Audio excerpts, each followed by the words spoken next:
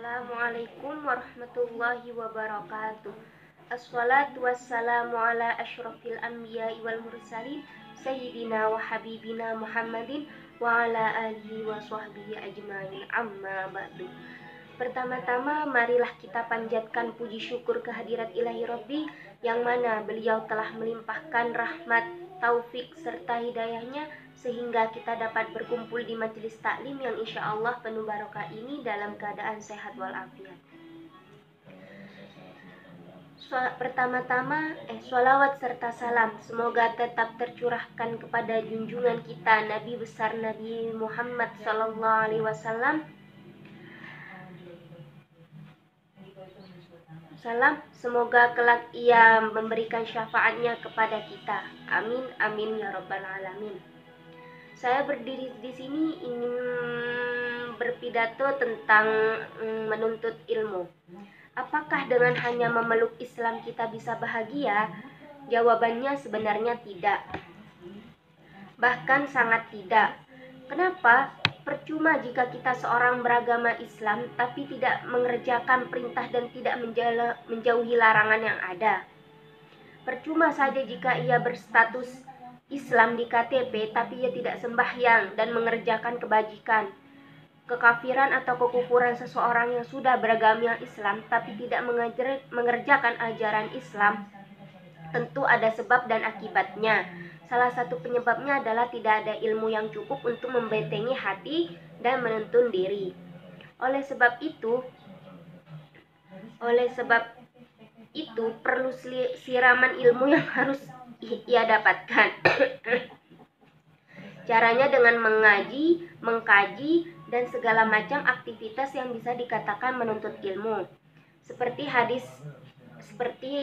dalam hadis yang berbunyi Bismillahirrahmanirrahim, Thalabul ilmi faridatun ala kulli muslimin wal muslimat. Artinya menuntut ilmu itu wajib bagi setiap muslim. Hadis riwayat Ibnu Majah. Dalam hadis ini Rasulullah SAW dengan tegas menyatakan bahwa menuntut ilmu itu hukumnya wajib atas setiap muslim, bukan bagi sebagian orang muslim saja. Lalu, ilmu apakah yang dimaksud dalam hadis tersebut? Penting untuk diketahui bahwa ketika Allah Ta'ala atau Rasulnya Muhammad SAW menyebutkan kata ilmu saja dalam Al-Quran atau Sunnah, maka ilmu yang dimaksud adalah ilmu syar'i atau ilmu agama, termasuk kata ilmu yang terdapat dalam hadis tersebut. Ilmu Islam hukumnya wajib untuk dipelajari. Kenapa? Sholat itu ada rukun dan syaratnya. Ibadah haji dan ibadah lainnya ada syarat dan rukunnya. Arti ibadah itu pakai ilmu, bukan asalan-asalan aja. Semaunya karena Allah sudah membuat sebuah peraturan untuk kebaikan umatnya. Jika orang tidak berilmu, bisa saja ia salah kaprah dalam memandang agama Islam. Misal, ia puasa karena ingin dipuji, bukan karena Allah. Ia haji karena ingin eksis, bukan karena Allah. Hati orang yang tidak berilmu mudah digoyahkan. Oleh sebab itu, butuh ilmu untuk meluruskan. Lalu dari mana sumber ilmu itu? Kalau ditanya mengenai sumber ilmu, ada banyak sekali sumber ilmunya. Sama dengan pertanyaan di mana kita bisa mendapatkan air. Jawabannya bisa di sumur, bisa di sungai, dan di danau, dan lain-lain. Begitupun Islam. Kita bisa mendapatkan ilmu dari pengajian, kajian, internet, buku, dan lainnya.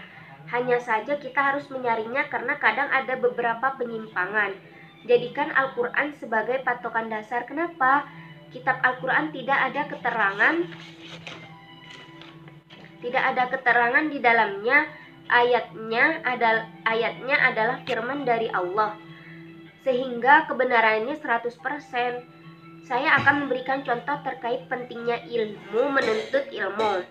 Yaitu ini saya ambil studi kasus dari sholat.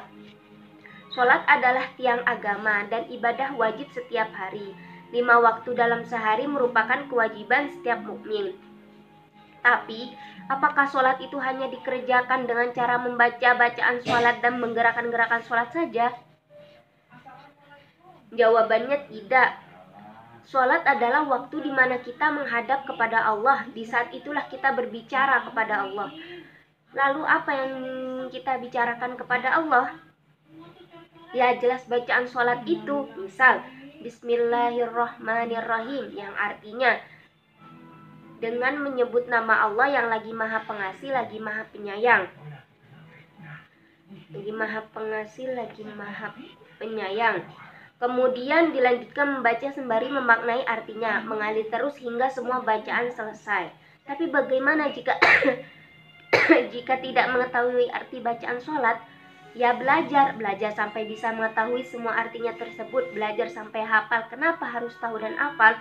Jadi misalkan Anda di kantor menghadap bos, tentu Anda akan berbicara dan melapor kepada bos Anda. Lalu jika Anda tidak tahu apa yang Anda bicarakan dengan bos Anda, apakah itu bisa dikatakan komunikasi? Misal bos Anda menyatakan kepada Anda, Ruth, gimana hari ini? Laporannya sudah selesai, tanya bos. Lalu dijawab, bos saya anu itu. Dengan bahasa yang tidak bisa dimengerti oleh bosnya. Tentu bos itu tidak maksud dengan apa yang dibicarakan Rudi tersebut dan itu adalah sebuah masalah. Begitu juga dengan sholat. Jika Anda menghadap kepada Allah hanya hafalan dan mengenakan saja, maka itu sepertinya kurang afdol. Masa iya kita cuma hafalan dan senam? Oleh sebab itu, sangat perlu ilmu untuk menghafal arti dan maknanya, sehingga kita bisa sholat mulut, kita membaca bacaan, hati kita mengartikan, dan pikiran kita meluruskan makna itu. Jika seperti itu, alangkah nikmatnya. Marilah kita bersama-sama jangan malas-malasan menuntut ilmu. Kita selamatkan diri kita dengan ilmu agama Islam. Mungkin itu yang bisa saya sampaikan. Kurang lebihnya saya mohon maaf. Assalamualaikum warahmatullahi wabarakatuh.